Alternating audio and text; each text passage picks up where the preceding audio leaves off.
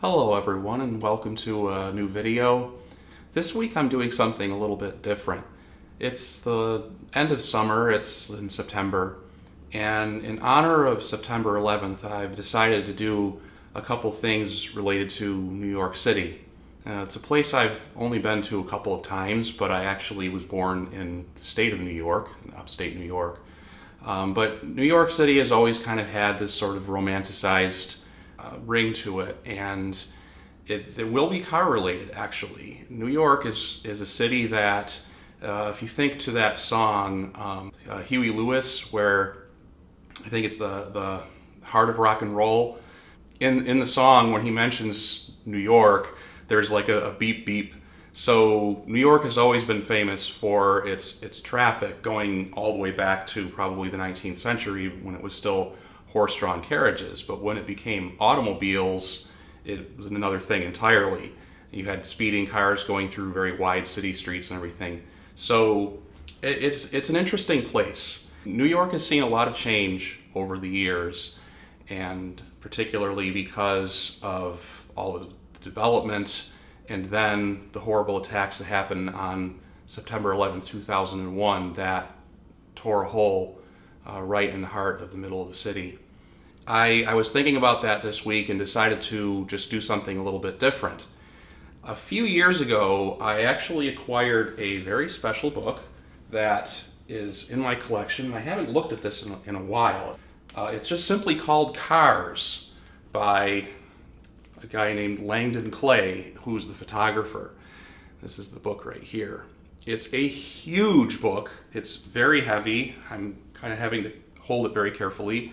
What made me buy this book was that I actually read an article about Langdon Clay's photography in the city of New York in the 1970s. It may have been an article in the New York Times or in Time magazine or something like that. I don't recall exactly where I read it.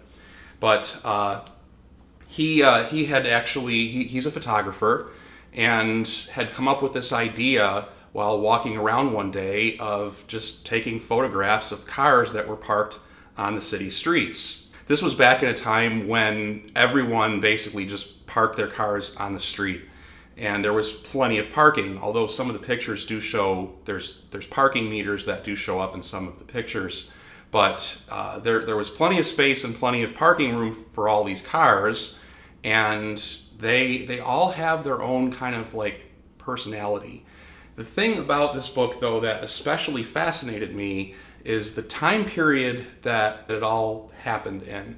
This is New York in the 1970s. So if you go back, in July 1977, New York City ended up having a blackout, which was caused by a failure at like one power station, which wasn't even in Manhattan. And the blackout, which affected all of Manhattan Island and Brooklyn and some other surrounding boroughs, is sort of infamous in New York's history. And the photography in this book was actually taken by Langdon Clay from 1974 to 1976, so just before that time. So this book is sort of like a time capsule of the city streets, not just the cars, but the locations that they take place in, and it's all at night. The pictures that he got tell an amazing story about what it was like in the city. And I remembered that I had this book, and I thought it would be really neat to show this on this channel, since it has to do with New York, it has to do with cars, it has to do with history, and I thought, well, why not? It would be something interesting to share. It has a foreword in it, and the foreword, which is written by Luc Sante, which is like an introduction to all the pictures in the book. One of the things that used to make America so distinctive was its cars. If you lived there, you would really have to go abroad for a while and then come back to appreciate the difference. In most countries of the world, cars were modest things, little bean-shaped units designed to take 2 or 3 people from here to there. In America, cars were real estate. They were enormous boats in which you could eat, sleep, make love, change clothes, throw parties, maintain an office, practice unlicensed dentistry, or take your 6 best friends out for a spin. They were a testament to America's unlimited natural resources: oil, steel, rubber, naugahyde, and above all, space. American cars could be so huge because the nation's highways were endless, its city streets were wide, and there were abundant free parking everywhere you went. And that included New York City. They are parked close to the curb because they don't want to lose their wing mirrors, although at least one of them already has, and they flout no parking signs, fire plugs, church and school and hospital entrance regulations because this is a city where nobody sweats the details, or at least it was back then, because it's almost like it didn't matter. New York was a different place in the past. It's not like it was when I was there a few years ago, when it honestly felt like a theme park. It didn't feel real. It did not feel genuine. The restaurants were all like franchises. They were all major chains. The jewelry stores, they were not independent. They were all like major chains. And any place that could be like any hole-in-the-wall little shop, they were all boarded up. And just about everybody you saw in the streets was a tourist. But that's not how it was in the 1970s in New York. So if you have a little bit of nostalgia, and I know that I definitely do, because on the front cover of this book, this car right here, I think this is going to be a brand new car, because the book says 1974 to 76, and if I'm not mistaken, that is a 1975 or 76 Oldsmobile Cutlass Supreme. And this car actually is kind of special to me because it's the very first car I ever rode in. My dad had an Olds Cutlass, and we called it the Olds Cutlass. That's what we actually called it. It was exactly the same as this car, except it was green. It was like a kind of like a forest green color, and it had all of its rust spots on it. The doors rusted through, the front fenders rusted through, eventually the gas tank rusted through. I think it was missing its wheel trims, and it looked very much like that. And it had a vinyl interior and a V8 engine, so with 2 doors. So if you could imagine, I'm from a family with 3 kids. The typical outing included opening these huge doors, and we would climb behind the seats to sit in the back, and we only had lap seat belts. This is before the time of the kind of shoulder belt. But that car we had until the mid-1980s, when it finally broke down for the last time, and my dad got rid of it. I think he sold it to somebody for $300. But when I saw that car parked on the front cover of that book, I knew I had to have it. So hopefully you'll see something in here that maybe you've ridden in, or a street that you recognize, or a restaurant that you've been to, because this book shows pictures of a time that's long gone, and I love it exactly for that reason. It's so big that I'm not going to be able to show it on my desk like I usually would, because it's like, I think this is almost 16 inches wide, so it'll end up being almost 3 feet wide, and it won't fit on the desk, so I'm actually going to have to do it on the carpet, if you'll bear with me. Here's the cover again with that amazing Oldsmobile Cutlass. I think it's like a 1975, and it's parked in front of this building that is, honestly, it doesn't even look like it's in New York, and it may not even be there anymore. In fact, I'm certain it's not. You can see there's like a discarded watermelon that somebody was eating that they just chucked next to the car, and some parking meters. And the car is not even, for a brand new car, if you look at it, it doesn't even look that good. It looks already kind of dirty. The photography in this book was taken in New York City, and in Hoboken, New Jersey is where some of the photographs are from. So there's a saying on the inside of the page here: "Streetlights in the dark, city where I walk, a man with many shadows." A little poem, Billy Collins. And the first car looks like a Volkswagen Squareback parked in front of American Hotel, which looks like it's just This is what I mean about the backgrounds in these photographs. It's the background that I find much more interesting than the car, although of course the car is interesting because the way you have the missing hubcap and just all the trash laying around. Looks like there's an old Dodge or something parked in front of it. And then you just want to look at all of the windows. You look inside the entrance of this hotel, which is dark, so it's probably like 2 in the morning. And this right here looks like it's like a bar or something, a checks cashed place. Everything's closed. Just that's an amazing picture. That's what everything in here is like. This is probably my favorite, or one of my favorite photographs in the entire book, because of the background. Again, you have this building. It looks like it's brand new with these fountains going in the front and these potted planters. And it's going to be a nice street in front of probably a brand new office building.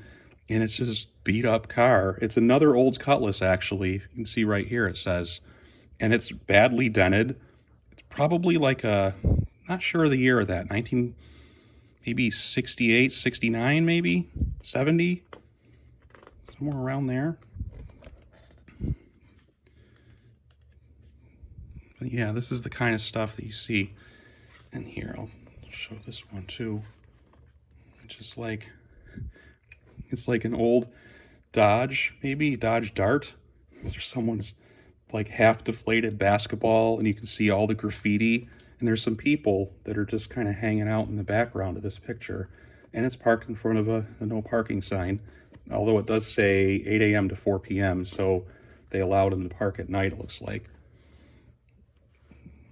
And does New York even have, like, it'll say in here what street this is on. Look at all the graffiti on the side of the building, and this is like a concrete, so it's probably a fairly new building.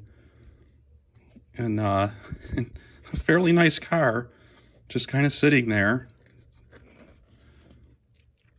Some of the pictures were taken, you can see he used like a slow shutter speed because of the lines from lights going by, and there's a person who got into the trunk and opened it and closed it while he was exposing it, because you can see through it almost.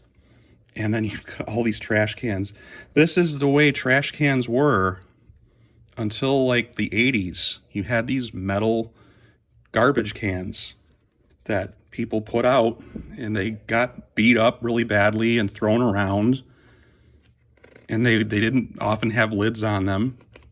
This is where, with this kind of trash can, is where, Oscar the Grouch basically came from. An animal or some kind of fantasy animal that Jim Henson thought of, like living in one of these trash cans and coming up with the trash lid on his head in New York City.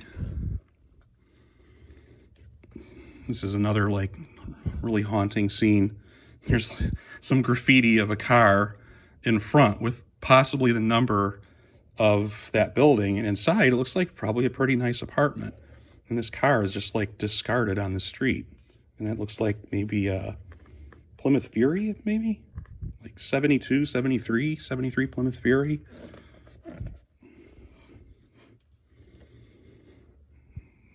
Yeah. Oh, here's another thing that having to do with nostalgia, and reminding me of my dad's Olds Cutlass, is if you look carefully at the wheels on this. I love the color of this car, by the way, and how it's missing a trim piece on the door. But if you look at the tire here, it's got like kind of a smooth tread on the front tire and a really chunky tread on the back tire, because these are snow tires. You used to put snow tires on your car until probably the 1970s cars. And there is some snow that's right here and here, so it's the winter time. And you did that to get like a little bit of traction, but then you would go to the mechanic and have the regular tires put on for the summertime, because those snow tires would not last very long if you drove around with them like that on dry streets. So yeah, I would never even remembered that if it wasn't for that kind of picture. Again, just like the background you see here. One of the checker cabs parked on the city street with these colorful windows. Like, you couldn't plan, the photographer couldn't possibly plan how good that would all look together with those colors. You have all the primary colors, yellow, green, red, and blue, and white in this picture because of that. It's really kind of brilliant. And Coca-Cola advertisement. Well, here's another really amazing. I mean, I remember as a kid in the apartments that we lived in upstate New York when I was probably 3 or 4, but there would be cars like this parked in the parking lot with no hubcaps, all rusted. You know, they looked great when they were new, but this is what they looked like when they were maybe 10 years old. And another closed shop in the background, shoe store, jewelers, it says, probably on the 2nd floor, or is it this store? It's hard to tell. But yeah, New York in the 70s.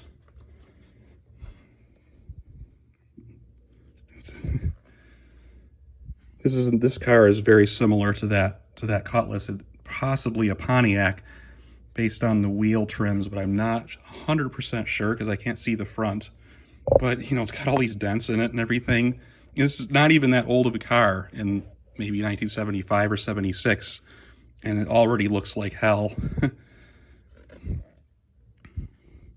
This looks like that same street that was in the on the first page, possibly just a few, you know, maybe a block ahead of it, or even maybe just behind that that Volkswagen. But, you know, you can just see all the trash.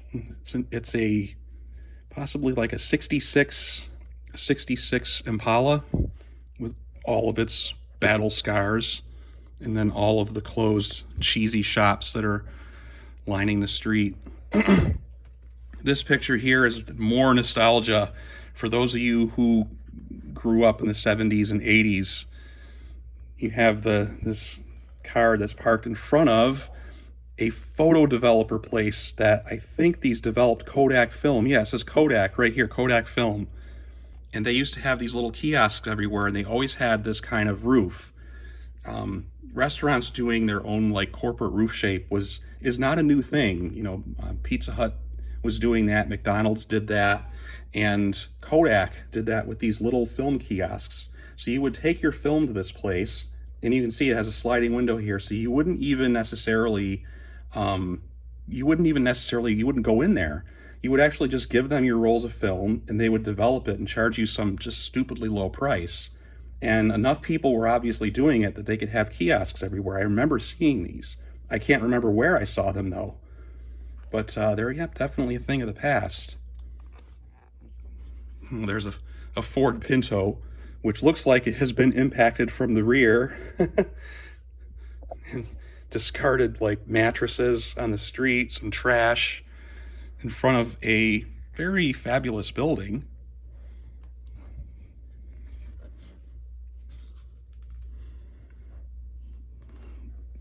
Something about this place right here. So this picture, this Corvette, which looks very kind of, I mean, it really looks it looks a little outlandish in front of this place, but apparently this place is a bathhouse, a men's bathhouse. So with just all these piles of trash out in front, and they have like things blocking the windows. So that's what that place was supposedly known for. Don't know if this car belongs to a client or not, but I think I read that somewhere in the description or in that article. And here's an import parked in front of all the trash. Kind of ruins the mood, doesn't it? Here's that street again. I'm sure this is the same street. I think this street's in Hoboken. King's Inn. Look at the... So this is like, maybe a gambling hall or something. And it's an old, I think this is going to be a 1969 Impala. 1969 Chevy Impala with no hubcaps and the snow tires on it in just used condition. And there's that. This is that Olds again that we saw from the cover. I'm going to skip ahead a little bit, even though I know I'm going to regret it. Another New York institution.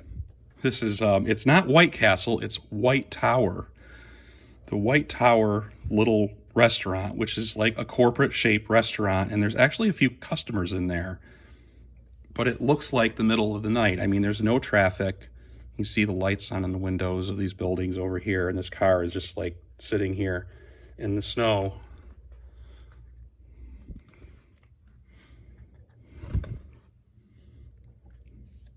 Somebody's Volkswagen Beetle convertible, inexplicably in the wintertime with all the snow. And this is what the snow actually looks like. This is why those of us who are from New York hate the snow, because it ends up looking like this after just a few days, with all of the slush, with all of the dirt and grease and oil mixed in with it. And somebody has a Volkswagen Beetle convertible with the top down and the front open, so somebody either broke into it and left it like that, or the owner left it like that. But you can see this is just like kind of like chaotic.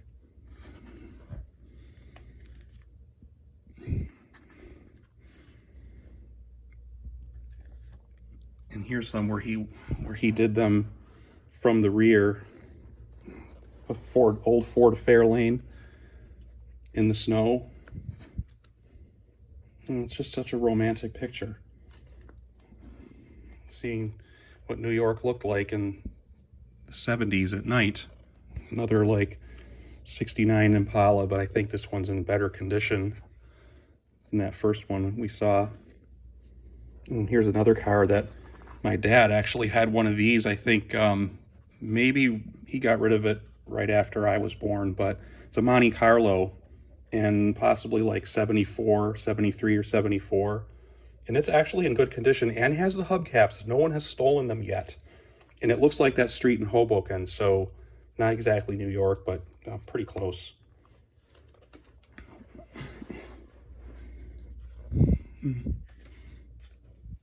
No, I just love that. The way that looks. Okay. A doorman, the concierge. And the place is so fancy that the person who's parked out right out in front of the entrance has a, like an old Dodge Dart. And the lighting on this is really amazing. I don't even know where this is, but exactly what street. There is like a key in the back that tells you the locations. This looks like another old Plymouth, and the red is going to be like no parking. This is possibly a fire station.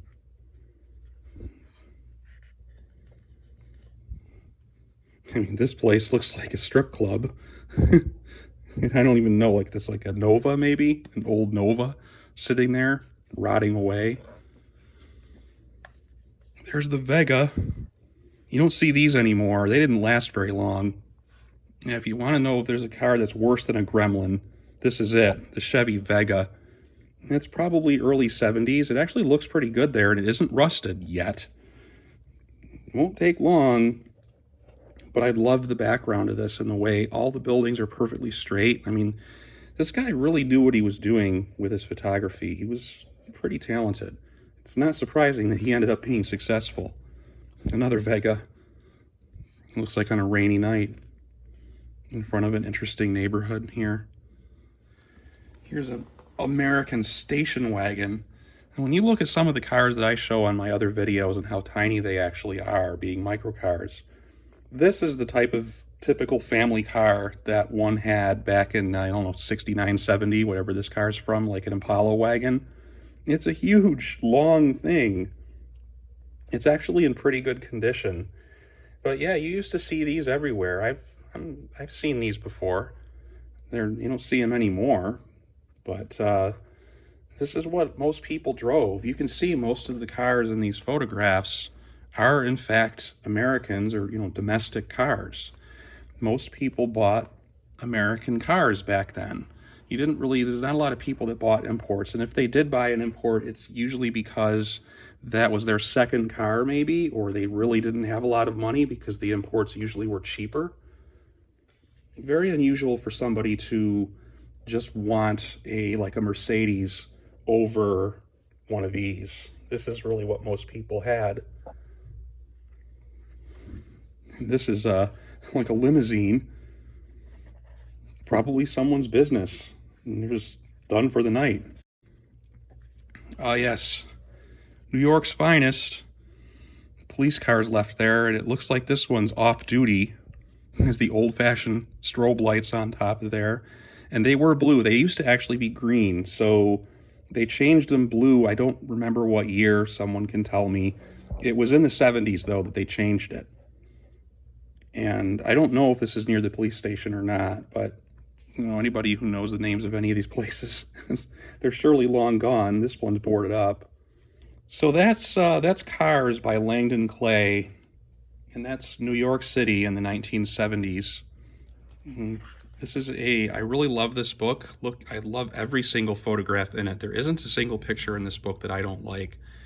All of them sort of tell a story, and if you enjoyed that and enjoyed taking a look at it, I highly recommend getting this book if you can find a copy. I don't know how numerous they are. I admit I didn't do any research before doing this video. I just thought I would show it, but it's an interesting book in an interesting time. If you liked it, put a like on it and subscribe and share it around. And I do hope to see you again soon. And remember, never forget,